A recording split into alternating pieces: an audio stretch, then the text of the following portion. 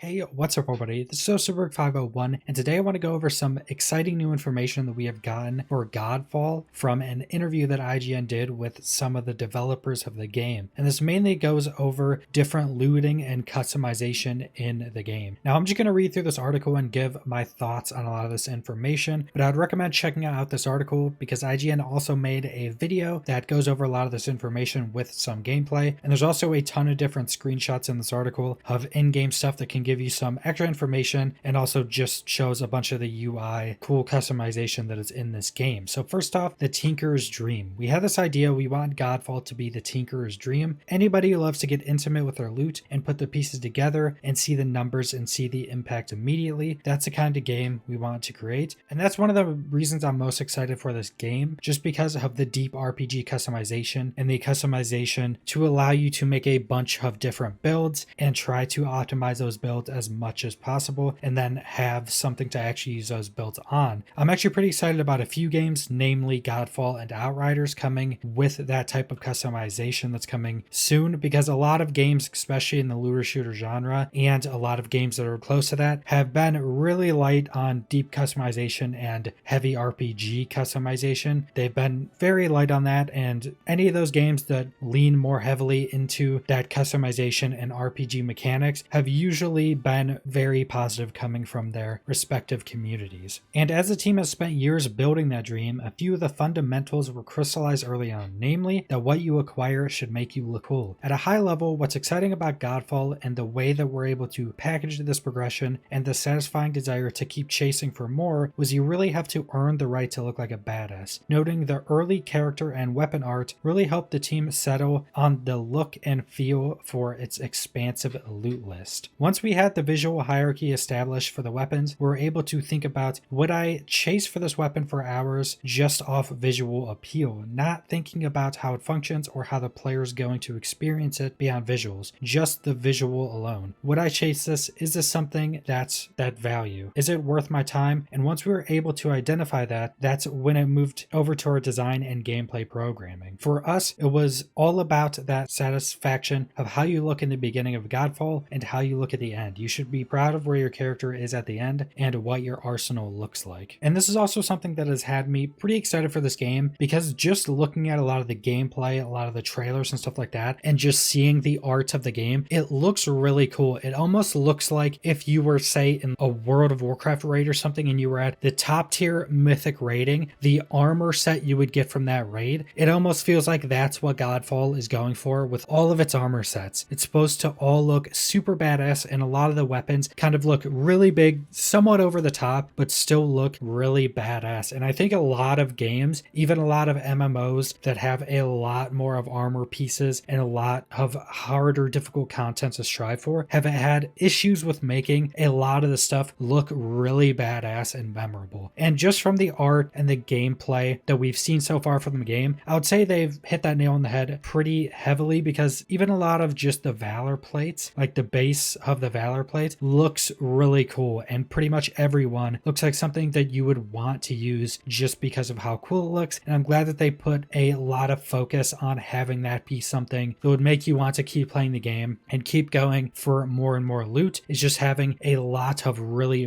badass looking weapons and armor. Now next is the skill grid. Much of the counterplay's general customization and loot philosophy can be seen in the Godfall skill tree design, namely maximum opportunity to tinker and experiment, which you can check out in the video above or the images below. We really just want there to be maximum flexibility with the skill grid. We want to avoid choice paralysis, because Godfall combat can be quick, it can be snappy, it's action packed, and if every 2 levels you're having to open the UI menu, read each individual skill, decide the best path for you, it wasn't synonymous with what Godfall is, and it would really hinder the player's experience. Now like I said, I recommend checking out this article because there are 19 images of the skill tree going through different skills you can go and look at. And personally, I'm a really big fan of really big skill trees that give you a lot of different options and variations of changing up your build and making your build play differently. Even if it's just passive increases, a really big skill tree, even just with those passive increases, can very heavily change how you play a build and how you create a different build. And I think it adds just a lot of depth into a game like this, allowing you to just change up how you play and change up the function of builds to make it feel completely different when you're actually in combat. Though players start from any of the 4 corner nodes on the skill grid, they can respec their builds instantly and are never married to your choices. For any Valorplate skill tree, skill points carry over from one Valorplate to the next in a universal system, so the players don't have to worry about grinding for levels with each Valorplate or feel locked in it if you decide to, say, drop plenty of points to level up a certain couple of skills. Now that's really nice. So essentially you have your overall count and you have every Valor plate that has all of its own skill trees. You have all those skill trees for every Valor plate. It's essentially like every Valor plate gets a certain amount of skill points, say every time you level up or every time you earn a skill point. Every Valor plate also earns that skill point. So you can switch to different Valor plates, do tons of different builds whenever you want and not have to just go grind a bunch of skill points to use a Valor plate or get it up to the point of all your other ones. You're constantly able to evolve and change the way that you're playing. And then when you land on something you like, you lock it in. And then maybe once you switch Valor plates, you try to adjust and go from there. The intent isn't to have players fill out the entire grid by the end of the campaign, but of course can work towards improving on their build in the post game. The skill grid is on top of the Augment Constellation system counterplay detailed earlier this year, offering yet another way of players to uniquely build out their character builds, but the options don't stop there. So essentially, once you get done with the main campaign and essentially get into the end game, you won't have your entire skill grid filled out. Now, I'm not certain how many points you're actually going to be able to put in or how much of each skill you're actually going to get, because you can see pretty much every one of these skill section pieces have 5 levels to them. So this would be hundreds of levels in here that I'm assuming you're not going to be able to fill all of them in, but that most likely once you get done with the main campaign and then do some farming in the end game, you'll get to a cap that then allows you to put as many points in as you're going to be able to put in. Next up is the craft of Godfall. Players will be able to outfit their character with different weapon, lifestone, ring, charm, amulet, banner, and augment options. And we went over essentially what all these are on my last Godfall video. All built around a loot searching and inventory system that's meant to make your hunt always meaningful. While players will have to go to the forge in the 7th sanctum, Godfall's player hub, to upgrade, but counterplay is hoping to make the process streamlined. We want to make sure this wasn't cumbersome, that you had to run from point A to point B to point C, and you spend an hour in the sanctum before you actually get to a mission. Essentially what they're saying there is that the crafting system in the game is going to be much easier to actually use. You're probably just going to go to one station and everything you can do in the crafting system is going to be there. Instead of having to go to 8 different people that all do one small section of it, you just go to one thing. So Godfall a Forge. You'll be able to swap out weapons and other equipment mid-mission, but the process at the Sanctum Forge should be streamlined to let you enchant, upgrade, and overall tweak with ease. And speaking of enchanting and upgrading, as you can see in the images below, players will be able to augment their item a couple of ways. Think of upgrading as leveling up your weapon, while enchanting is boosting it to the next rarity level. Hein explained the system came from the idea that if there was a piece of loot that you actually like and wanted to use for an extended period of time, we wanted to make sure that there was some ability to bring that weapon with you throughout the game. If you, say, get some really cool looking weapon with good stats or whatever on it that you wanted and it was the correct archetype you wanted, so say dual sword, then you can upgrade this weapon to keep it at your level, and then you can also upgrade its rarity to keep it being useful throughout the game. I'm not certain how exactly that's going to go. If you can take, say, some low level green item and bring it all the way up to like a max level legendary weapon with a ton of different resources. Not sure exactly how far it's going to go, but I think essentially any game like this should have some system like that, where if your